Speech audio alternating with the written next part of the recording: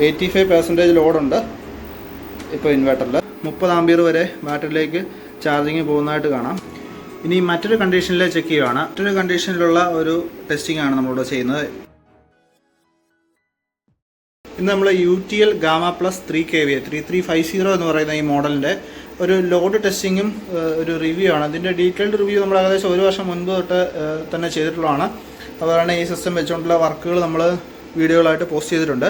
ഇപ്പോൾ ഇവിടെ നമ്മൾ ഇതിൻ്റെ ലോഡ് കണ്ടീഷനിലുള്ള ഇതിൻ്റെ പെർഫോമൻസ്, അതുപോലെ തന്നെ ഇത് MPPT ആണോ അല്ലെങ്കിൽ ഇത് പാനലിൽ നിന്ന് വരുന്ന ആംബിയറിനെ ബൂസ്റ്റ് ചെയ്ത് ചാർജ് ചെയ്യാൻ പറ്റുന്നുണ്ടോ, അല്ലെങ്കിൽ 10 ആംബിയർ പാനലിൽ നിന്ന് വന്നാൽ അതിനെ 20 ആംബിയറോ 25 ആംബിയറോ ആയിട്ട് ബാറ്ററിയിലേക്ക് മാറ്റാൻ പറ്റുന്നുണ്ടോ എന്നൊക്കെയുള്ള കാര്യങ്ങളാണ് നമ്മൾ ചെക്ക് ചെയ്യുന്നത്.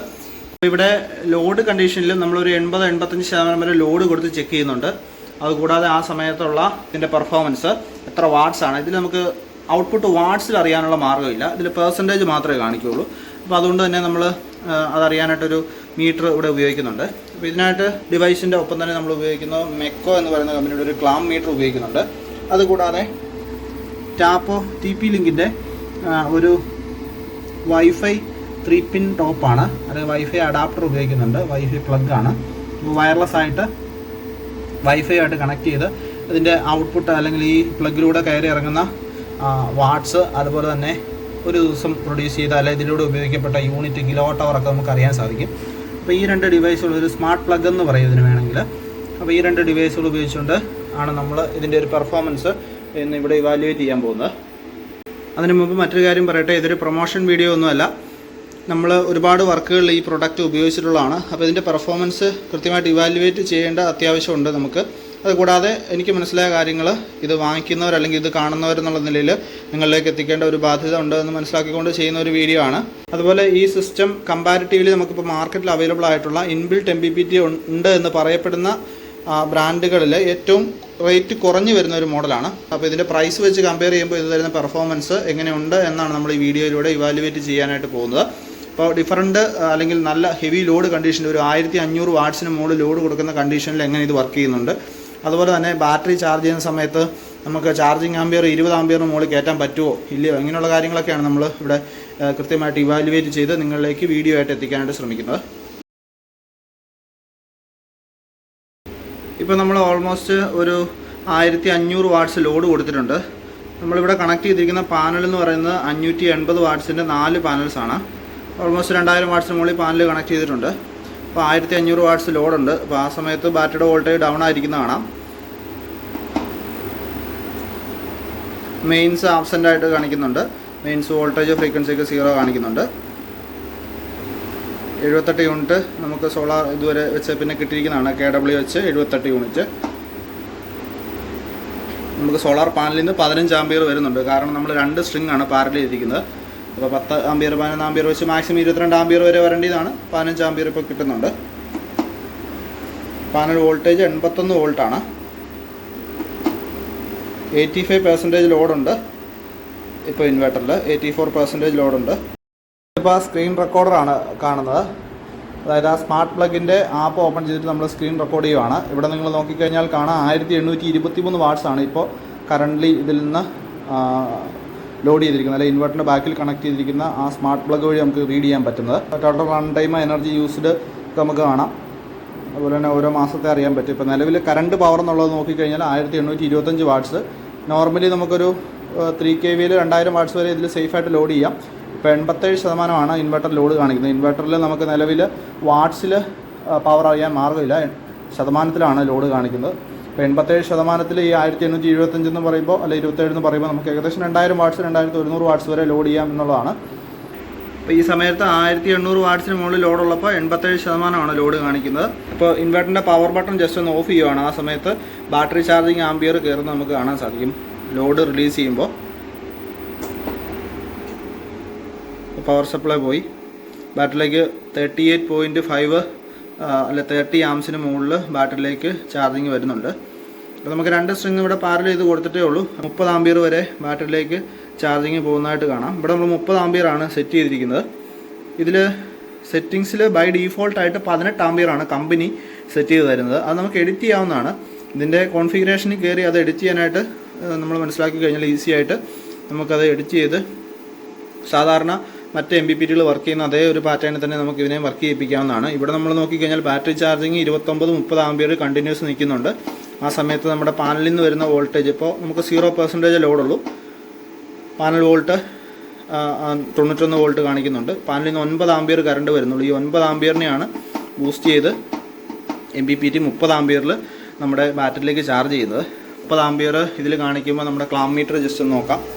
ക്ലാം മീറ്ററിൽ 31 ആംപിയർ കാണിക്കുന്നുണ്ട്. അത് ഏറെക്കുറെ സെയിം തന്നെയാണ്, അല്ലെങ്കിൽ അല്പം കൂടുതലാണ് കാണിക്കുന്നത് എന്ന് വേണം കരുതാനായിട്ട്. 30 ആംപിയറിന് നമ്മൾ ബാറ്ററി ചാർജ് 200 AH ബാറ്ററികളാണ് ഇവിടെ ഉപയോഗിക്കുന്നത്. അപ്പോൾ ഇതാണ് ഈ സിസ്റ്റത്തിൻ്റെ ഒരു ആക്ച്വൽ പെർഫോമൻസ്. ഇത് നമ്മുടെ ഏറ്റവും പീക്ക് ലോഡ് കണ്ടീഷനിൽ നമ്മൾ ചെക്ക് ചെയ്തു. അതുപോലെ തന്നെ നമ്മൾ ലോഡ് പെട്ടെന്ന് സഡൻലി റിലീസ് ചെയ്ത് കഴിയുമ്പോൾ ബാറ്ററിയിലേക്ക് ചാർജിങ് അതേപടി തിരിച്ചു വരുന്നതായിട്ട് നമുക്ക് കാണാം. ഈ ഇൻവെർട്ടറിൻ്റെ കാലിബ്രേഷനിൽ പോയിട്ട് നമുക്ക് ഈസി ആയിട്ട് ബാറ്ററി ചാർജിങ് ആംപിയർ 40 ആംപിയർ വരെ കൂട്ടാവുന്നതാണ്. ഇതിൽ വന്നിരിക്കുന്ന MPPT 40 ആംപിയറിൻ്റെ MPPT ആണ്. അതുപോലെ തന്നെ ഈ മോഡലിൽ നമുക്ക് 106 വോൾട്ട് വരെയാണ് ഇതിൻ്റെ VOC സപ്പോർട്ട് വരുന്നത്. അപ്പോൾ നമ്മൾ 2 പാനലുകൾ സീരീസ് ചെയ്തിട്ട് അതിൻ്റെ 2 സ്ട്രിങ് നമുക്ക് പാരലൽ ചെയ്യാം. അവിടെ വോൾട്ടേജ് ഒരുപാട് കൂടിപ്പോകാൻ നോക്കിയാൽ മതി. 600 വാട്ട്സിൻ്റെ തന്നെ 4 പാനലുകൾ നമുക്ക് ആഡ് ചെയ്യാൻ പറ്റും. ഇവിടെ നമ്മൾ 580 വാട്ട്സിൻ്റെ 4 പാനലാണ് കൊടുത്തിരിക്കുന്നത്.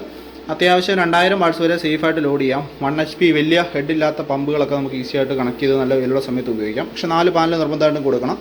ഇനി അതല്ല ലൈറ്റ് ഫാന് അത്യാവശ്യം ഇൻവെർട്ടർ ടെക്നോളജിയിലുള്ള ഡിവൈസുകൾ മാത്രമൊക്കെ ഉപയോഗിക്കാൻ ഉദ്ദേശിക്കുന്നുള്ളെങ്കിൽ നമുക്ക് 2 പാനൽ വെച്ചിട്ട് വേണം സിസ്റ്റം ചെയ്യാം. ഇതിന് തന്നെ 100 AH ലിഥിയം ബാറ്ററി ഉപയോഗിച്ചുകൊണ്ട് നമുക്ക് വർക്ക് ചെയ്യാം. ഇവിടെ നമ്മൾ 200 AH C10 സോളാർ ബാറ്ററികൾ, ലെഡ് ആസിഡ് ബാറ്ററികളാണ് ഉപയോഗിച്ചിരിക്കുന്നത്. നമുക്ക് പെട്ടെന്ന് ഇതിൻ്റെ ജസ്റ്റ് ലോഡൊന്ന് ഓണാക്കി നോക്കാം. ലോഡ് ഓൺ ആക്കിയപ്പോഴത്തേക്കും ബാറ്ററിയിലേക്കുള്ള ചാർജിങ് ആംപിയർ 0 ആയിട്ടുണ്ട്. കാരണം കംപ്ലീറ്റ് പവറും ലോഡിലേക്ക് പോവുകയാണ്. ആ സമയത്ത് PCUവിൻ്റെ ഔട്ട്പുട്ട് നമുക്ക് 219 വോൾട്ട് കാണാം. ലോഡ് 61%. അതായത് നമ്മൾ ഫ്രിഡ്ജ് അങ്ങനെയുള്ള സാധനങ്ങളൊക്കെ ഓണായി വരാൻ അല്പം സമയമെടുക്കും. അങ്ങനെ വരുമ്പോൾ വീണ്ടും ലോഡ് കൂടും. അത് പയ്യെ കൂടുന്നതായിട്ട് കാണാം. മെയിൻസ് നമ്മൾ കണക്ട് ചെയ്തിട്ടില്ല, ഓഫാണ്. മെയിൻസ് ആബ്സെൻ്റ് എന്ന് കാണിക്കുന്നുണ്ട്. അപ്പോൾ ഇതിൻ്റെ ഡിസ്പ്ലേ കുറച്ച് കൺഫ്യൂസിങ് ആണ്.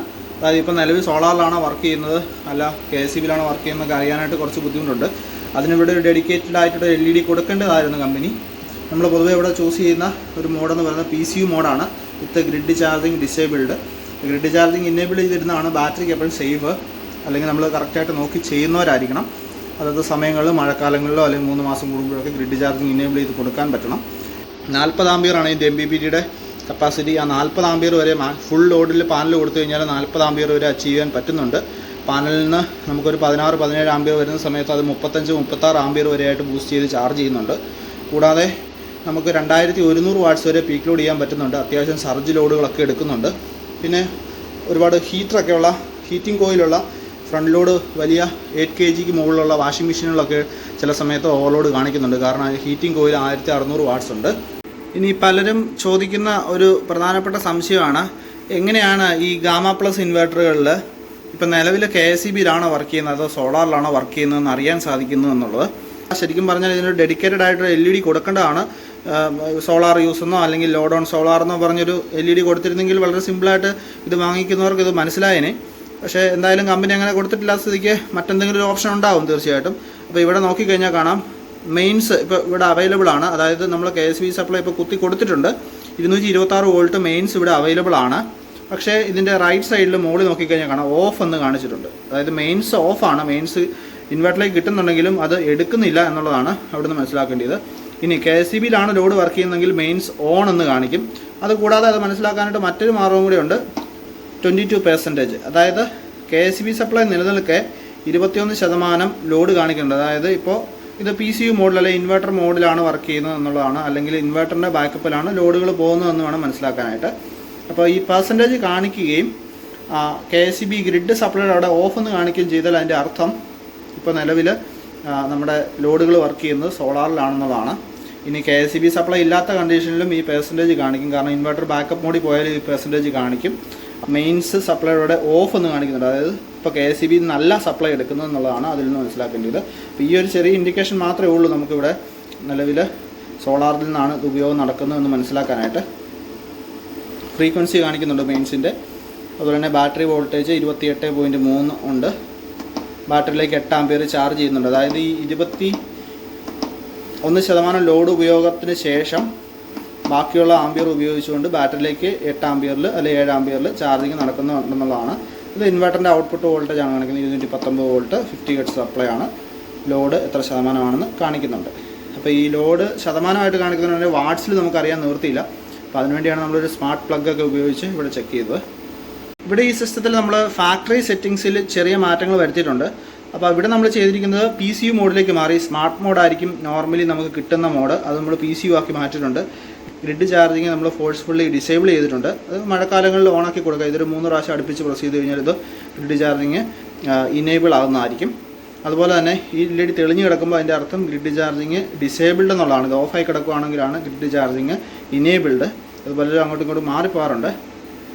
അതുപോലെ തന്നെ നമ്മളിവിടെ ചെയ്തിരിക്കുന്ന ഒരു സെറ്റിങ്സിലെ ചേഞ്ച് എന്ന് പറയുന്നത് ഫാക്ടറി അല്ലെങ്കിൽ കാലിബ്രേഷൻ മെനുവിൽ കയറിയിട്ട് maximum charging ampere by default 18 ampere കിടക്കുന്നത് നമ്മൾ മാറ്റി അതിനെ 30 ആംബിയർ ആക്കി മാറ്റിയിട്ടുണ്ട്. കാരണം 200 എച്ചിൻ്റെ ബാറ്ററി ആയതുകൊണ്ട് നമുക്ക് ഈസി ആയിട്ട് 30 ആംബിയറിൽ ചാർജിങ് കൊടുക്കാൻ സാധിക്കുന്നതാണ്.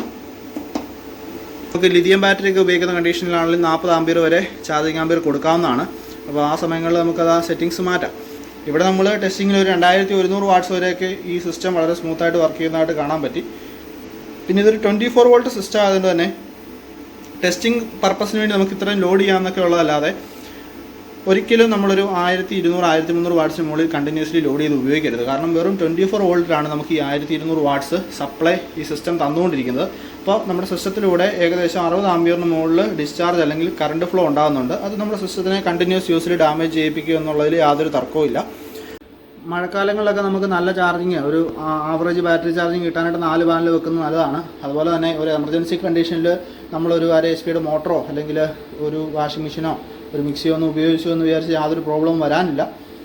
പക്ഷേ നമ്മൾ കണ്ടിന്യൂസ് ഇൻഡക്ഷൻ കുക്കറൊക്കെ 1500 വാട്ട്സിന് മുകളിലുള്ളതൊക്കെ കണ്ടിന്യൂസ് ഡെയിലി ഉപയോഗിച്ചാൽ തീർച്ചയായിട്ടും ഇൻവെർട്ടറിന് എന്തെങ്കിലും ബോഡി ഇഷ്യൂസ് വരും എന്നുള്ളത് ഉറപ്പാണ്. അപ്പോൾ അങ്ങനെയുള്ള പർപ്പസിനൊക്കെ നമ്മൾ മിനിമം 36 വോൾട്ടെങ്കിലും ഉപയോഗിക്കുക. ഇപ്പോൾ 3000 വാട്ട്സ് അല്ല 3 kVA ഇൻവെർട്ടർ 2000 വാട്ട്സ് ലോഡ് എന്നുള്ള രീതിയിൽ നമ്മൾ അനാവശ്യമായ ക്ലെയിമിങ്ങുകളൊന്നും നടത്തുന്നില്ല. നമുക്ക് ഇന്ന് ചെയ്യാൻ പറ്റുന്നത് ലൈറ്റ് ഫാന് കൂടാതെ അത്യാവശ്യം ഒരു 1000 വാട്ട്സ് വരെയുള്ള പവർ ലോഡുകൾ, ഇപ്പോൾ ഇൻഡക്ഷൻ ഡിവൈസുകൾ ഒഴിവാക്കാം. അതുപോലെ തന്നെ 1 ടൺ ഇൻവെർട്ടർ AC ഒക്കെ പകൽ സമയത്ത് ഇത് 4 പാനലുള്ള വീടുകളിൽ സുഖമായിട്ട് ഉപയോഗിക്കാം, ഒരു പ്രോബ്ലം ഇല്ല. നമുക്ക് 1 ടൺ ഇൻവെർട്ടർ AC ഈസി ആയിട്ട് കൊടുക്കാം. പക്ഷേ 5 സ്റ്റാർ ആണ് റെക്കമെൻഡ് ചെയ്യുന്നത്. 3 സ്റ്റാർ റേറ്റിങ്ങിനുള്ളത് കൊടുത്തു കഴിഞ്ഞാൽ അത്യാവശ്യം പവർ വലിക്കും, ബാറ്ററി ചാർജിങ് കുറവായിരിക്കും ആ സമയത്ത്. അപ്പോൾ അങ്ങനെയുള്ള ഒരു കരുതൽ നമ്മൾ ഈ സിസ്റ്റത്തിന് കൊടുക്കണമെന്ന് മാത്രം. ഇപ്പോൾ നമുക്ക് KSEB ചാർജുകളൊക്കെ വേരിയേഷൻ ഉണ്ടാവുകയും അതുപോലെ തന്നെ ഇപ്പോൾ ഓൺ ഗ്രിഡ് വെച്ച ആൾക്കാർക്കാണെങ്കിൽ പോലും ഇത്തരത്തിലുള്ള സിസ്റ്റം ഉപയോഗിച്ചുകൊണ്ട് മന്ത്ലി ഒരു 10-200 യൂണിറ്റ് ഈ സിസ്റ്റത്തിലേക്ക് കൊണ്ടുവരാൻ സാധിക്കുകയാണെന്നുണ്ടെങ്കിൽ അത് വളരെ ഹെൽപ്ഫുള്ളാണ്. നമ്മുടെ ടോട്ടൽ ഉപയോഗത്തിൽ നിന്ന് നമ്മുടെ KSEB മീറ്റർ റീഡ് ചെയ്യുന്ന യൂണിറ്റുകളുടെ അളവ് കുറച്ച് കൊണ്ടുവരുന്നത് ഭാവിയിലേക്ക് എപ്പോഴും നല്ലതാണ്. ഇനി മുന്നോട്ട് സ്മാർട്ട് മീറ്ററിങ്ങോ അല്ലെങ്കിൽ TOD ബില്ലിംഗ് ഒക്കെ വന്നാൽ പോലും ആ സമയത്ത് വൈകിട്ട് 6 തൊട്ട് 10 വരെയുള്ള ഉപയോഗം ഇത്തരത്തിൽ ഒരു 200 AHൻ്റെ 2 ബാറ്ററിയോ അല്ലെങ്കിൽ ഒരു 100 AHൻ്റെയോ 150 AHൻ്റെ ഒരു ലിഥിയം ബാറ്ററി പാക്കോ ഒക്കെ വെച്ചിട്ട് നമ്മുടെ വൈകിട്ട് ലൈറ്റ് ഫാന് അങ്ങനെയുള്ള ഡിവൈസുകൾ ഫ്രിഡ്ജ് അതിൻ്റെയൊക്കെ ഉപയോഗം മാക്സിമം ഇങ്ങനെയുള്ള ഓഫ് ഗ്രിഡിലോട്ട് കൊണ്ടുവരുവാണെങ്കിൽ, പിന്നെ നമുക്കറിയാം ഇപ്പോൾ ഈ വേനൽക്കാലം ആയിക്കഴിഞ്ഞാൽ ഫീഡർ ചേഞ്ചിങ് ഷിഫ്റ്റിംഗ് ഒക്കെ കാരണം പകൽ സമയത്ത് ഇടയ്ക്കിടയ്ക്ക് കറണ്ട് പോയി വരും, അല്ലെങ്കിൽ ഒരു മഴയ്ക്ക് ശേഷം ടച്ചിങ് വെട്ടാനായിട്ട് പിറ്റേ ദിവസം KSEB ലൈൻ ഓഫ് ചെയ്യും. അങ്ങനെയുള്ള സമയങ്ങളിലൊക്കെ നമുക്ക് വീട്ടിൽ 24/7 പവർ സപ്ലൈ ഒക്കെ ഉണ്ടായിരിക്കുക, അങ്ങനെ നിർബന്ധമൊക്കെ ഉള്ളവർക്ക് ഇത്തരത്തിലുള്ള സിസ്റ്റംസ് വളരെ ആപ്റ്റാണ്. അപ്പോൾ എന്തായാലും നമ്മളൊരു 5 കിലോവാട്ടൊക്കെ ഓൺ ഗ്രിഡ് ചെയ്യുന്ന ആൾക്കാരെ സംബന്ധിച്ച് ഇങ്ങനെയുള്ള സിസ്റ്റം കൂടെ ഇതിൻ്റെ കൂടെ ആഡ് ചെയ്ത് വെക്കുകയാണെന്നുണ്ടെങ്കിൽ അത് വളരെ ഹെൽപ്ഫുള്ളായിരിക്കും. നമുക്കൊരു ബാക്കപ്പ് സൊല്യൂഷൻ എന്നതിലുപരി നല്ലൊരു സേവിങ്സ് നമുക്ക് ഈ സിസ്റ്റം തരും എന്നുള്ള ഉറപ്പാണ്. അപ്പോൾ ഇതിൻ്റെ ഒരു സൈസൊക്കെ നമുക്ക് ഏകദേശം പറഞ്ഞാൽ ഒരു 1.25 അടി സ്ക്വയറാണ് കൃത്യമായിട്ട് പറഞ്ഞു കഴിഞ്ഞാൽ. അതായത് ഒരു 40 സെൻറ്റിമീറ്റർ നീളവും വീതിയും പൊക്കമൊക്കെ ഉള്ളൊരു ഡിവൈസ്. അപ്പോൾ അതുകൊണ്ട് തന്നെ വലിയൊരു എക്സ്ട്രാ ഒരു ബൾക്കി സൈസൊന്നും വരുന്നില്ല. ഇതിപ്പോൾ നമ്മൾ ഒരു ടെസ്റ്റിംഗ് പർപ്പസിൻ്റെ ഭാഗമായിട്ട് നമ്മൾ ചെക്ക് ചെയ്യുന്നതാണ്. പെർമനൻ്റ് ആയിട്ടുള്ളൊരു ഇൻസ്റ്റലേഷൻ ഒന്നും അല്ല ഇവിടെ. ഇതിൻ്റെ ബാക്ക് സൈഡിലാണെങ്കിലും അത്യാവശ്യം നല്ല 2 കൂളിംഗ് ഫാനുകൾ കൊടുത്തിട്ടുണ്ട്. പിന്നെ ഓൺ സൈറ്റ് സർവീസ് സപ്പോർട്ട് വളരെ പ്രധാനപ്പെട്ട ഒരു കാര്യമാണ്. സിസ്റ്റം ഒരു ആവറേജ് പെർഫോമൻസിൽ നമുക്ക് ഓക്കെ ആയിട്ട് തന്നെ തോന്നുന്നുണ്ട്. ഒരു 1500 വാട്ട്സ് വരെയൊക്കെ ലോഡ് കൊടുക്കാൻ ഉദ്ദേശിക്കുന്നവർക്ക് ഒരു 5 ബെഡ്റൂം വരെയുള്ള വീടുകൾക്ക് നല്ലൊരു ബാക്കപ്പ് സൊല്യൂഷനായിട്ട് ഉപയോഗിക്കാം. ഇനി ഒരു ലെഡ് ആസിഡ് ബാറ്ററി അല്ലെങ്കിൽ ഒരു ലിഥിയം ബാറ്ററി വെച്ചിട്ട് ഇത്തരത്തിലുള്ള ഒരു 3 kV ഇൻവെർട്ടർ വെച്ച് പാനൽ നമ്മൾ പിന്നീട് ആഡ് ചെയ്യുന്നുണ്ടെങ്കിൽ പോലും നമുക്ക് ലാഭകരമാണ്. ആ സമയത്ത് പാനൽ വെറുതെ ആഡ് ചെയ്താൽ മതിയാവും.